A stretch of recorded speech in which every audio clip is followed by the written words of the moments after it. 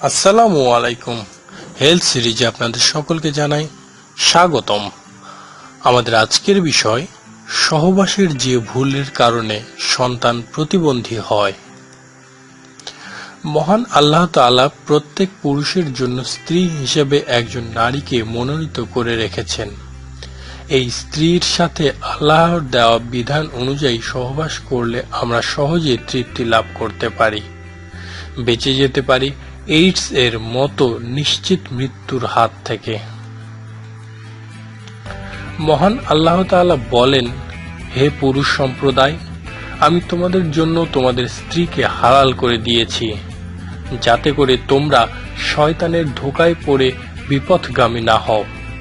আজ আমরা জেনে নেব সহবাসের যে ভুলের কারণে সন্তান প্রতিবন্ধী হয়। সহবাসের নিষিদ্ধ। ১. রোগী ব্যক্তি সহবাস করলে তার রোগ আরো বেড়ে যায় এবং শরীরের ক্ষতি হবে। ২. শরীরে জ্বর ও বেশি গরমে স্ত্রী সহবাসে পাগল হয়ে যাওয়ার সম্ভাবনা থাকে। ৩. বৃদ্ধ ও বর্বনিতার সঙ্গে সহবাস করলে আয়ু কমে যায়। ৪. হায়েজের অবস্থায় স্ত্রী সহবাস করলে স্বামী স্ত্রী দুজনই রোগে হতে পারে। ৫.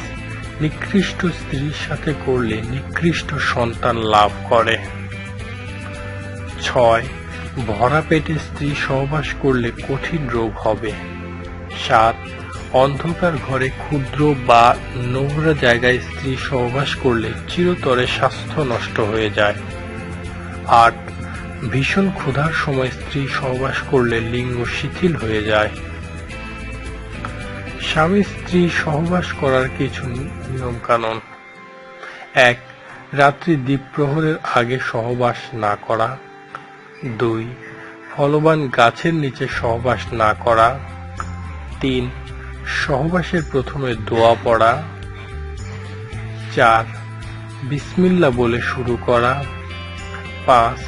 সহবাস করার সময় নিজের স্ত্রীর রূপ দর্শন, শরীর স্পর্শন ও সহবাসের সুফলের প্রতি মনোনিবেশ করা ছাড়া অন্য কোনো সুন্দরী স্ত্রীলোকের বা অন্য সুন্দরী বালিকার রূপের কল্পনা না করা।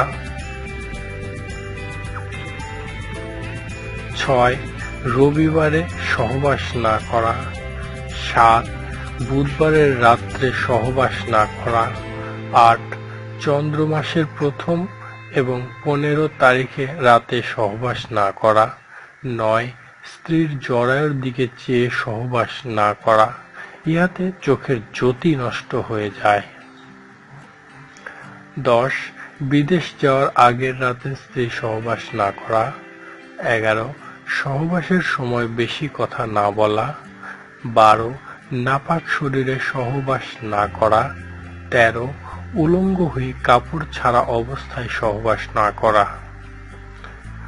১৪. জোহরের নামাজের পর সহবাস না করা। ১৫. স্বপ্নদোষের পর গোসল না করে স্ত্রী সহবাস না করা। ১৬. পূর্ব পশ্চিম দিকে শুয়ে সহবাস না করা। দর্শক, সকল প্রকার যৌন ও স্বাস্থ্যসেবা সংক্রান্ত তথ্য পেতে আমাদের সাথে থাকুন। আর আপনার যে কোনো সমস্যা আমাদের চ্যানেলে কমেন্ট বক্সে কমেন্ট করবেন, আমরা তার সমাধান দেওয়ার চেষ্টা করব। আর যারা এখনো এই চ্যানেলটি সাবস্ক্রাইব করেন নাই, তারা অবশ্যই সাবস্ক্রাইব করবেন। ধন্যবাদ। ভালো থাকবেন, সুস্থ থাকবেন।